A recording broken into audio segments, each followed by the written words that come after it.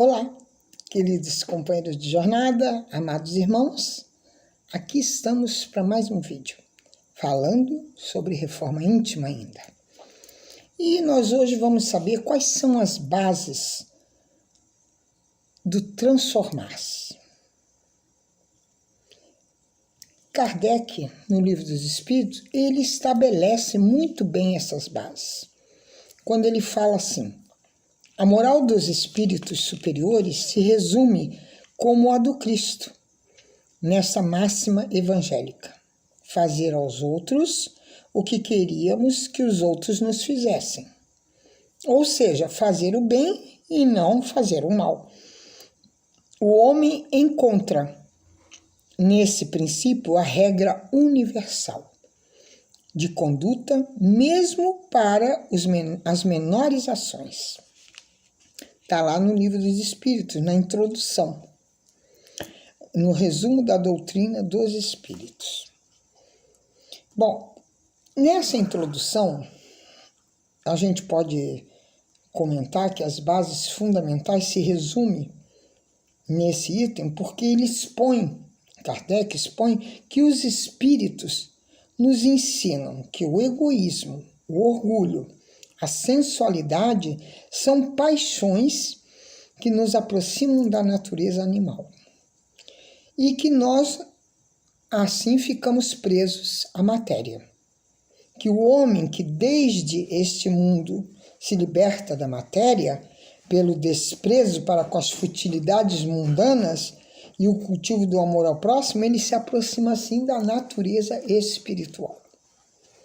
E que cada um de nós deve tornar-se útil, segundo as faculdades e os meios que Deus nos colocou nas mãos, para nos provar que o forte e o poderoso devem apoio e proteção ao fraco.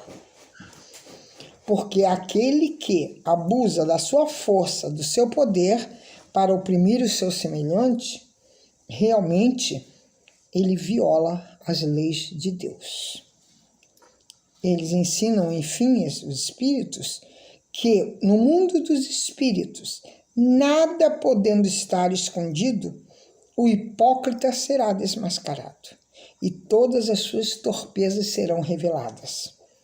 E que a presença inevitável e em todos os instantes daqueles que prejudicamos realmente é um castigo a nós reservados, que aos estados de enfermidade e de superioridade dos espíritos correspondem às penas e alegrias que nos serão desconhecidas na terra.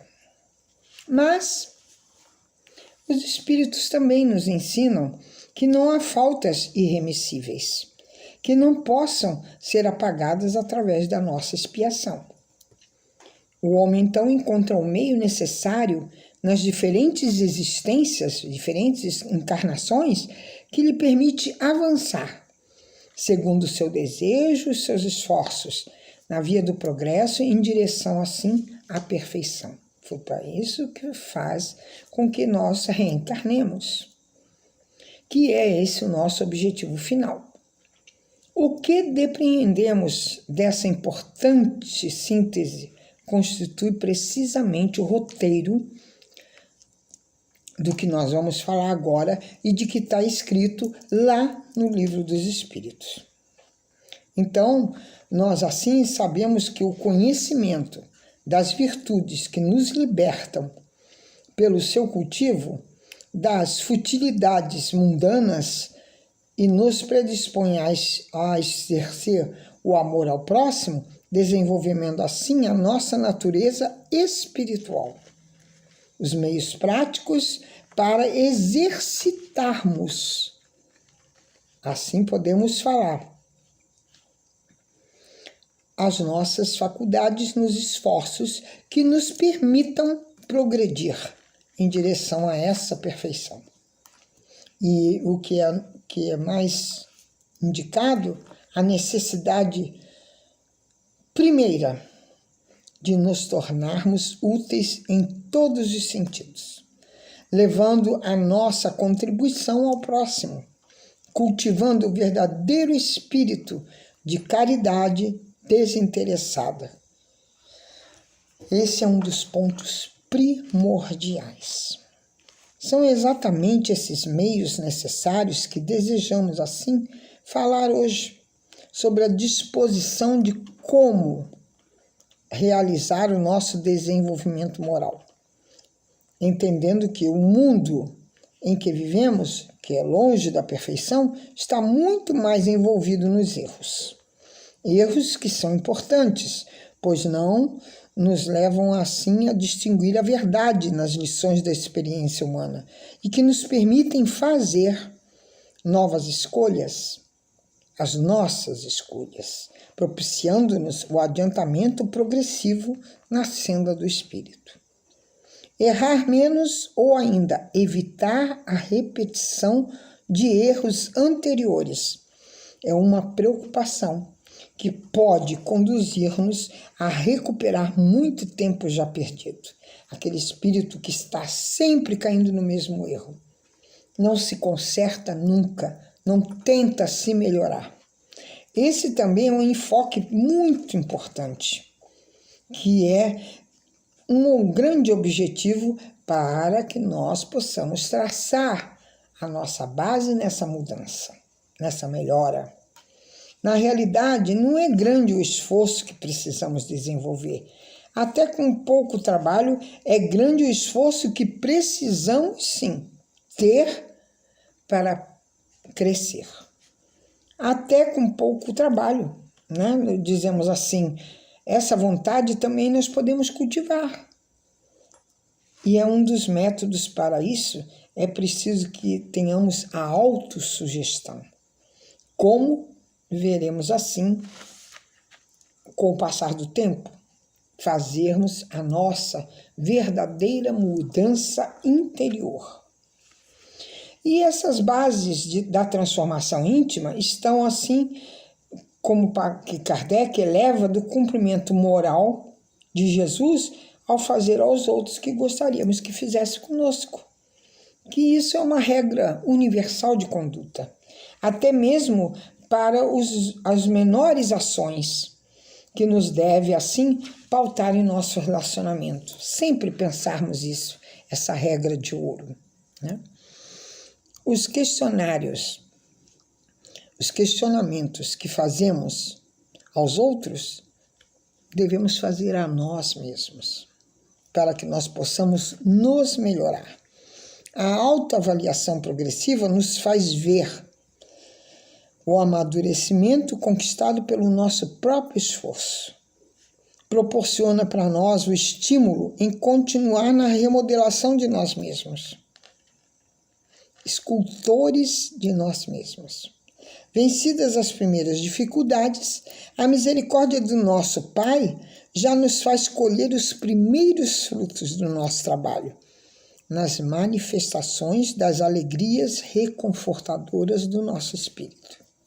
Quem vem a se interessar pelo Espiritismo como curiosidade e fica na constatação do intercâmbio e das manifestações dos espíritos, flutua na sua superfície. E quem se sente atraído pelas suas interpelações e busca no estudo informações sobre a sua contribuição ao conhecimento da origem, da natureza e a destinação dos nossos espíritos, esse sim penetra nas camadas das suas bases. No entanto, aquele que já sofreram e na ansiedade de preencher o espírito que está à procura da perfeição, sentindo em profundidade os seus ensinamentos, oferecem terreno sólido, fértil, para a edificação progressiva da doutrina dos espíritos dentro de si mesmo.